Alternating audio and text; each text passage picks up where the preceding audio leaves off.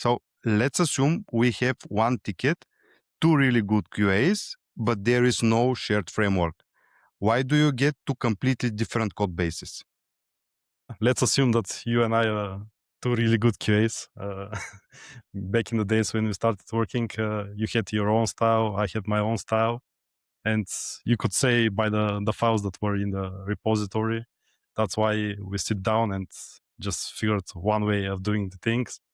And just because there are no systematic boundaries set from the very beginning, engineers solve the immediate problem using their own past experience like we did. Welcome to ArchQA Unscripted. In this podcast, we bring you conversations with the engineers behind real quality engineering. Let's dive into the world of quality engineering. Hey, I'm Ivan from ArchQA. Till now, I was alone, but today I'm starting something different. I'm sitting down with Stefan Minchev.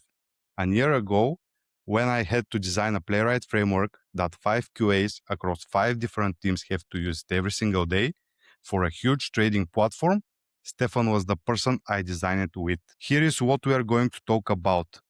Test architecture is the 90% of work that lives under your test, and it actually decides everything that happened to your test later. We split this into 4 short episodes.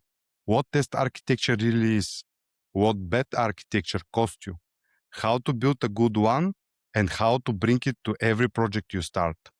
Stefan, welcome to ArchQA Unscripted. Please share a few words about you. Hi, Ivan. Thanks for inviting me. Hello, everyone. I'm Stefan.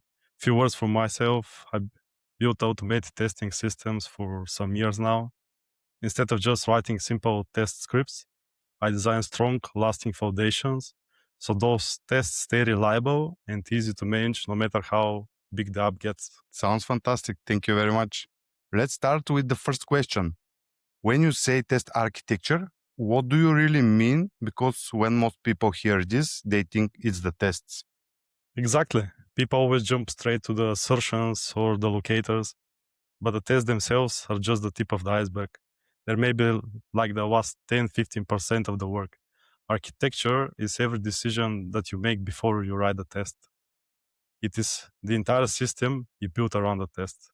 It's the concrete decisions you make before you ever open a new spec file, the folder hierarchy, the design patterns you choose to enforce, how you isolate and manage test data, how you share state between the API and the UI layers, is the rules that prevent bad code from being committed, the configuration that ensures parallel execution doesn't cause data collisions, is the foundation. If you do the QA the proper way, those decisions are locked in long before anyone writes a single test. So if I delete every spec file, would the architecture still be there? Absolutely. If you wipe the test folder tomorrow, the architecture is still sitting right there. It's in your fixture files, it's in your Zod schemas, your folder tree, your global setup. The architecture is there waiting. The tests are just the cherry on top. Yeah, sounds great. And since we talk many times about this, let's talk once again about the tribal knowledge problem. This is the term we like to use for all the conventions that are invisible, which means they only live in the few senior people heads. How does a new person learn them? Tribal knowledge, that's a great term. It's kind of funny. But yeah, it's a massive bottleneck for scalability because nobody actually writes these rules down. A new engineer doesn't learn from conventions during the onboarding period. They discover them by breaking them. They spend hours or maybe even days on a ticket. They submit a pull request, and then the senior reviewer request changes because they violate some unwritten rule. And let's be honest, that's frustrating for everyone. Not only the reviewer, not only the person that made the PR. It's just to everyone, even the lead himself. Yeah, absolutely agree. And what will happen if you point an AI agent to the same repo? It's the same, isn't it? Nowadays, you should treat the AI and the humans in terms of quality exactly the same way. Like if you point the AI agent at the repository to help you write the tests, it hits the exact same wall. It cannot follow a convention that only exists in someone's head. even if you prompt the agent what you want, write every specific point, it's still going to forget it for the next session. So it's better to have it somewhere written, not in your head only. Absolutely. And what will happen with these unwritten rules over the time? Oh, well, people forget them. They decay. Uh, for when a deadline is tight, someone approves a pull request that slightly bends one of those unwritten rules. Once that code is merged, the real convention shifts, the architecture degrades one PR at a time until it's lost. So it's not a good point. Like, for example, in my previous experience, I did that. I didn't have those rules written down, and I was like, there was something really cool that I need to put in my repository, and I spent days actually thinking what it was until I finally do it. And again, I need to spend some time in order to find the information that I need to put it again instead of writing it down beforehand. What about you? Yeah, for me, it is the same situation. I'm a civil engineer, an ex-civil engineer, and I actually like to have everything written down so I can always refer. And you know that talking in Bulgaria, that the smart people wrote it down and the dumb people are actually try to remember it. Absolutely. That's one of the best phrases out there. Yeah, absolutely. And since we are talking about this, isn't the onboarding and README related to this transferring of the tribal knowledge? Yeah, onboarding process is fine, but let's be honest, people in the first hours, first days, they're a little bit nervous, and transferring only word by word, people are forgetting more than half of the things that they're being told during that onboarding. And yeah, README is perfect, but it's for the basic stuff. What dependencies you need to have installed, how to set up your local environment, the command to start the test. That's its actual job. But the README file is not an architecture document. It doesn't transfer engineering judgment. If you try to stuff all your conventions and structures into it, you end up with a file that is hundreds, maybe even thousands lines long. And let's be real, nobody is reading that many lines of text. Yeah, absolutely. No one is reading 100% of the documentation. Yeah, and if nobody reads it, nobody updates it when the code changes. It Yeah, inevitably drifts from reality. Within a few months, you're reading. yeah, I absolutely agree. So let's assume we have one ticket, two really good QAs, but there is no shared framework. Why do you get two completely different code bases? Let's assume that you and I are two really good QAs.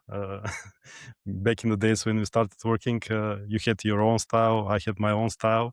And you could say by the files that were in the repository, that's why we sit down and just figured one way of doing the things. And just because there are no systemic boundaries set from the very beginning, engineers solve the immediate problem using their own past experience, like we did.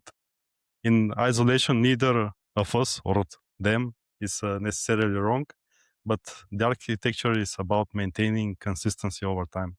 If you let every engineer bring their own style, you end up with a highly fragmented code base. You can say that from different countries, you have different dialects, and it's pretty much the same. And yeah, every test file looks like it was written by a different person, different locator strategies, different assertion styles, different ways of handling the test data. That kind of inconsistency is what eventually makes a repository unmaintainable. So, if I can summarize it, since we have so many different ways to do different things, we actually end up with the different repositories, and there is no conventions that are followed. Yeah, absolutely. And that's not a great approach. Yeah, yeah. So we already mentioned the tribal knowledge and how important it is actually, but how we can extract it from people's heads and integrate it into the repository. Can you walk me up the ladder from the weakest to the strongest option you know and use?